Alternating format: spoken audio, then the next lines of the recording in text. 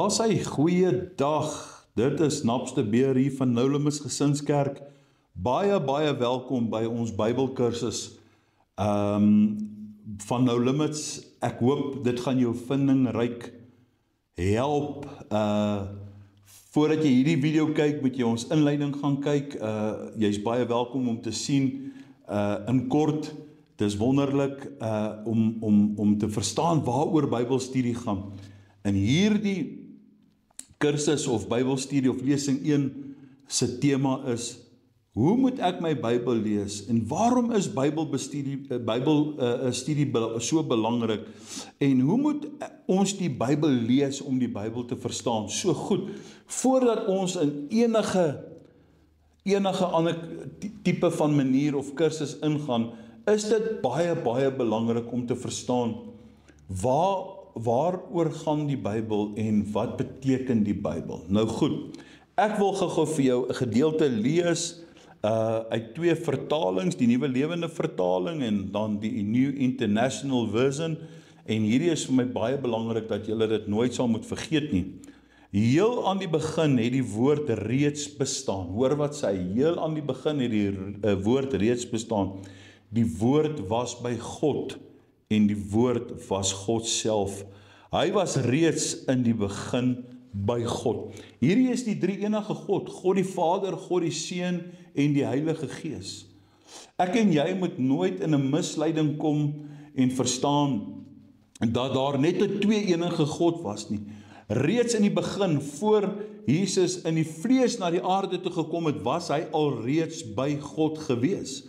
En dit is baie belangrik. Hoor wat sê the New International Version in John. The Word became flesh. In the beginning was the Word, and the Word was with God, and the Word was God. He was with God in the beginning. Through him all things were made. Without him nothing was made that has been made. So, daar sien ons dit nou. Of ons nou daarin glo of nie glo nie, mettertyd in jou Bybelstudies en in jou stilte tyd en jou verhouding en jou tyd met die Here, sal jy vir jou verskillende Bybelstudie materiaal aankoop, maar onthou altyd om 'n lekker notaboekie te hê, om dinge neer te skryf wanneer God met jou praat. Wanneer praat God met ons? God praat met ons deur die woord. Nou goed, hier is die vraag, hoe moet ek my Bybel lees? Ek moet my Bybel lees nederig. Onthou dat God se woord aan my en jou gegee is en dat ek en jy moet bereid wees om hierdie leringe te ontvang, 'n behoefte om te kan leer. Ek en jy moet nie die Bybel lees net om ons skuldgevoel eintlik te sis, as ek dit so kan sê nie. Ek dink almal verstaan wat ek moet doen. Ek en jy moet nie net sê ons is 'n Christen nie. Ons moet leer om 'n ware Christen te wees. Ek en jy moet leer om 'n bidder te wees. En voordat ek en jy lees, moet ek en jy vir God vra om ons te help om hierdie woord te verstaan. Dit wat ek en jy lees, om dit te kan verstaan. En ons moet gereeld, of ons moet gehoorsaam wees. Voordat ons lees, moet ons God vra dat hy ons sal help om te verstaan wat ons lees, en ons moet dadelik gehoorsaam wees om te verstaan en te leer wat God vir ons wil sê. Ons kan nie sekere dinge kies wat ons wil hoor en wat ons wil lees nie. Ons moet gehoorsaam wees aan die gebooie. Wat is die gebooie? 10 gebooie? Nee, die gebooie is die hele skrifte van God. So ons gaan bietjie kyk na dit, en ek wil u bemoedig om baie versigtig te wees. Hoekom sê ek dit? Moenie haastig wees nie. Dit vat tyd. Moenie haastig wees nie. Want jy sien, wanneer ek en jy vinnig lees, sien ek en jy nie God in die woord nie.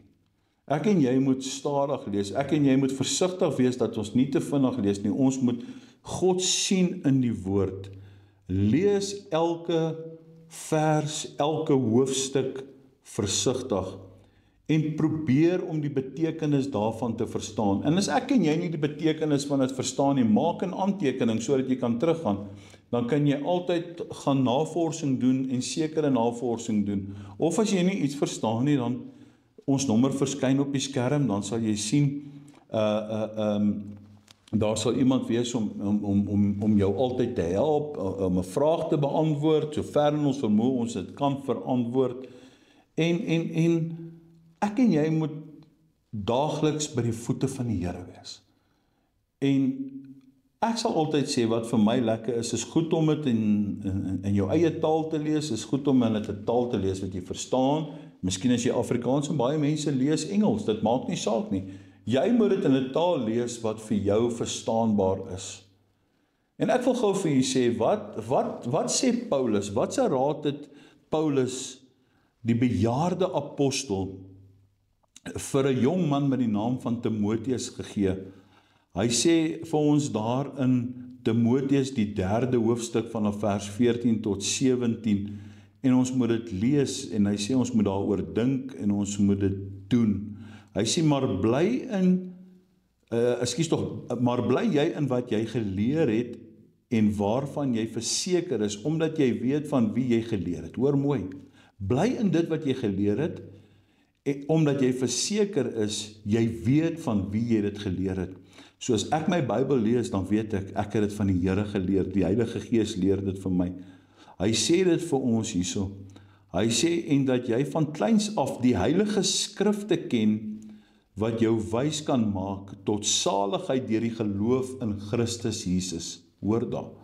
Die hele skrif sê hy, is deur God ingegee en is nuttig tot lering, tot weerlegging, tot teregwysing, tot onderwysing in die geregtigheid, sodat die mens van God volkome kan wees, vir elke goeie werk volkome toegerus. En wat is die belangrike lesse in die Bybel? Kom ons kyk gou, hier is so 'n paar wat ek vir ons neergepen het. Die Bybel leer ons wie is God. Die Bybel leer ons wat het God gedoen. Die Bybel wys ons wat God kan doen. Lukas 1 vers 37 kom hy dan sê, by God is niks onmoontlik nie. Hy leer ons dat hy heilig is, en dat ons as sondige mens, met al ons verkeerde dade, deur die vyand eintlik gehaat word, maar dat God eintlik kom, dat hy sê, hy het ons so lief gehad, dat hy sy enige gebore seun Jesus Christus gestuur het in hierdie wêreld om my en jou te kom red. So God het nie gekom om jou in die hel te gooi nie, soos baie mense is. God is nie hierdie kwaai God eintlik waarvan baie mense sê hulle lees in die Bybel nie. Nee, hy het juis gekom, hy het juis sy seun gestuur in hierdie wêreld om ons te kom red. Die Bybel vertel ons omtrent onsself. Ek wonder of jy dit geweet het. Hy vertel ons van onsself, hy toets ons in die vrug van die Gees. Hy sê vir ons by die vrug van die Gees, en ons toets onsself deur die vrug van die Gees. En Paulus skryf in Romeine 5, 6, 7, 8, dan praat hy van hoe moeilik dit is, die vlees teenoor die Gees. En hierdie is alles interessante dinge wat vir ons voor lê, en hoe ons hier gaan deurwerk, en hy gaan ons vertel wat ons moet en nie moet doen nie, en hoe ons hierdie dinge gaan doen. Nou goed, kom ons begin 'n bietjie vandag met Bybelstudie. Hoekom is Bybelstudie so belangrik? Hoekom is dit vir ons so belangrik? Eerstens, en nou moet jy dit neerskryf, en ek weet jy sit sommer met jou notaboekie, jy sit reg met jou highlighters, en jy verstaan hierdie ding. Hier kom die eerste gedeelte van hoekom dit vir ons baie belangrik is, want dit help ons as mens om geestelik te groei. Goed. In 1 Petrus 2 vers 1 sê die skrif vir ons, hy sê, lê dan alle boosheid en alle bedrog en geveinsheid en afguns en alle kwaadpratery. Lê dit af. En verlang sterk soos pasgebore kindertjies na die onvervalste melk van die woord, hoor daar, dat julle daardeur kan opgroei. Goed. En dit is baie belangrik. Die Bybel, of 'n Bybel wat uitmekaar val, behoort aan iemand wat nie uitmekaar uitval nie. Daarom in vandag se tyd val so baie mense uitmekaar uit. Daar is nie 'n verhouding met Jesus Christus en met die woord van God nie. Daar is nie, die mense verstaan dit nie. As ek met mense praat, dan sê hulle, maar Naps, die Bybel is moeilik. Die Bybel, ek verstaan nie die Bybel nie, ek verstaan nie wat die Bybel vir ons sê nie. En die lekker ding van verskillende vertalings in die hedendaagse boodskap, praat hy die platoniese Afrikaans wat ek en u kan verstaan, so maklik soos dit, ons kan dit verstaan. Maar wanneer ons 'n verhouding het met Jesus Christus in hierdie Bybel, dan verstaan ek en jy hoe ons moet lewe en dit help ons om geestelik te groei. So hoe meer ek en jy in die Bybel is en hoe meer ons aan die Bybel vashou, hoe meer ons God se woord leer en hoe meer ons God se woord lees, hoe meer ons God se woord profeteer in ons lewe, hoe meer ons God se woord bid, hoe meer word die gees van die Here aktief in ons. En dit begin, hoor mooi, dit gaan nie net oornag verander nie, jy gaan nie net oornag hierdie ongelooflike kennis invat nie, dit vat tyd, sekere dinge vat tyd. Petrus skryf dit, hy sê ek verlang sterk, hoor daar, en ek dink nou sit en luister jy na my en jy sê, ek verlang, ek wens ek kon die Bybel verstaan, Petrus sê dit, hy sê ek verlang sterk, soos pasgebore kindertjies na die valste melk van die woord, dat julle daardeur kan opgroei. Goed, wat is die Bybel? Die Bybel is die hoeksteen vir geestelike groei. Sonder die Bybel is dit onmoontlik om geestelik te groei. Goed, eerstens, die Bybel wys my en jou, wie is ons verlosser?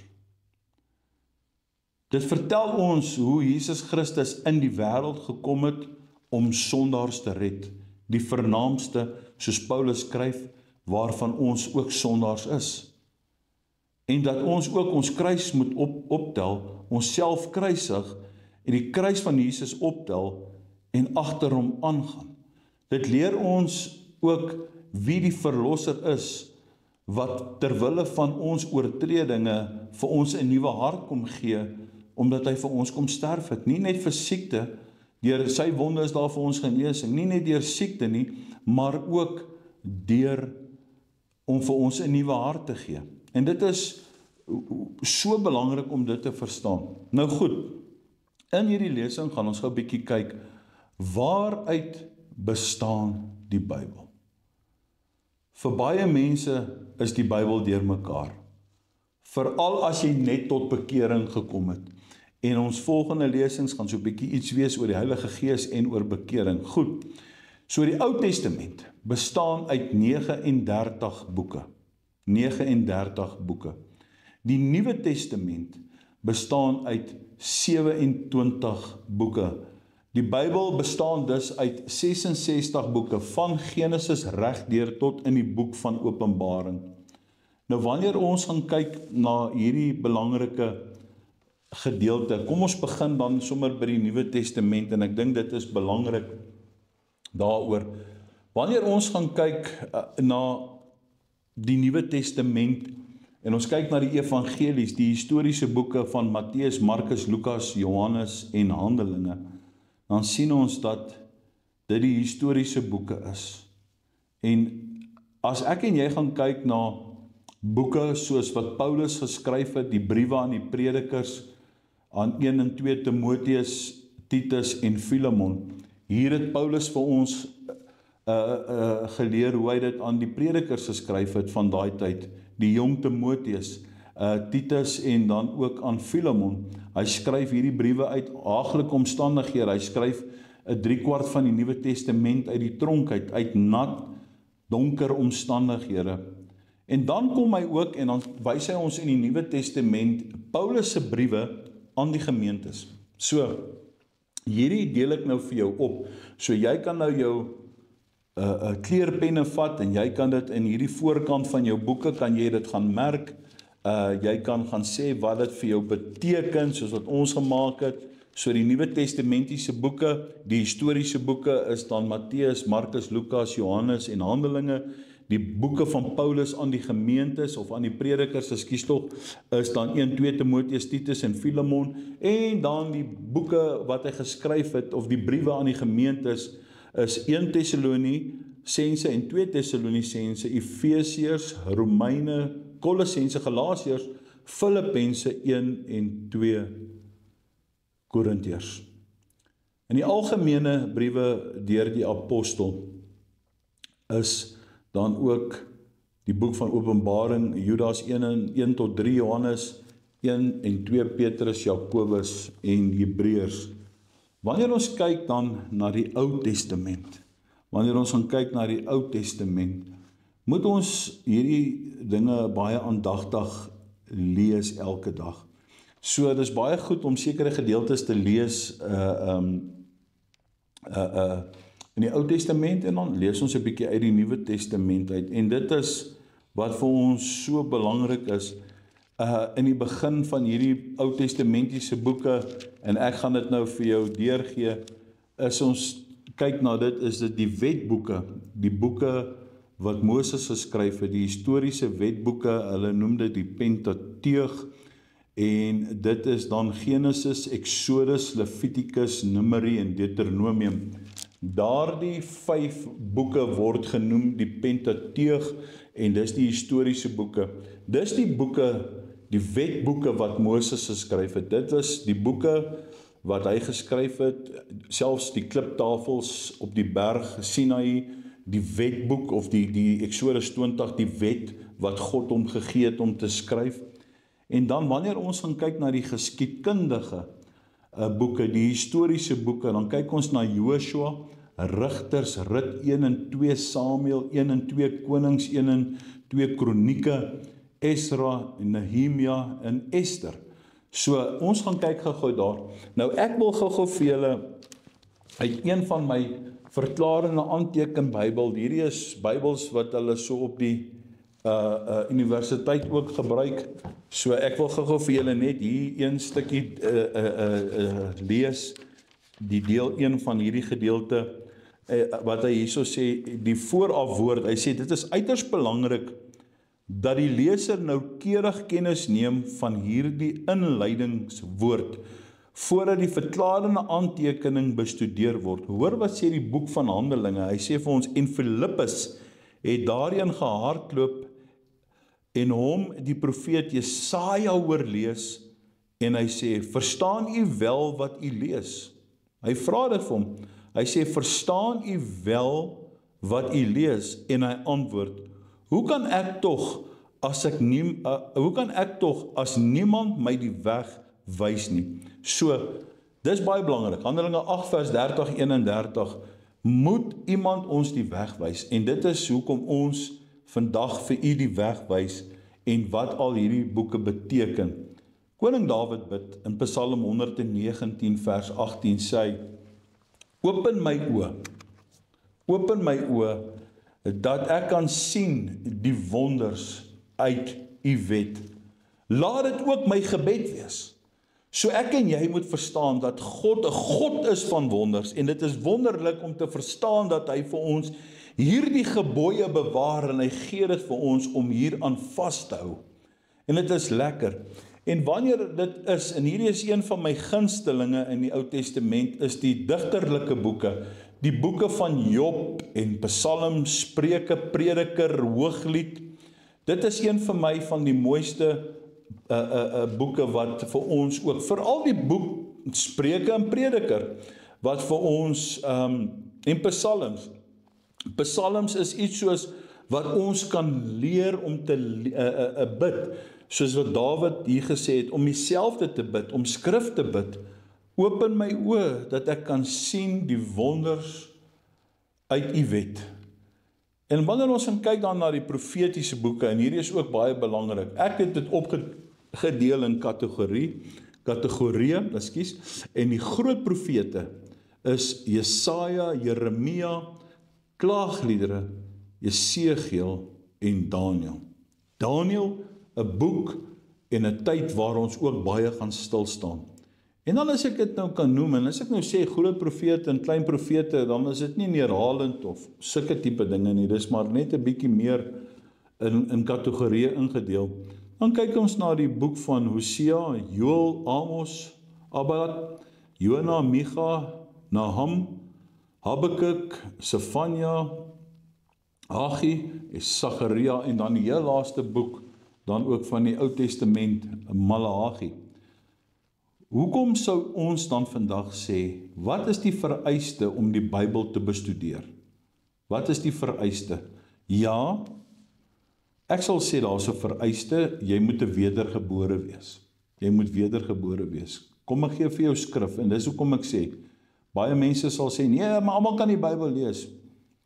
Die probleem is, hoor gou mooi, hoekom sê ek dit? 1 Korintiërs 2 vers 14, maar die natuurlike mens, en neem die dinge van die Gees van God nie aan nie, hoor dan.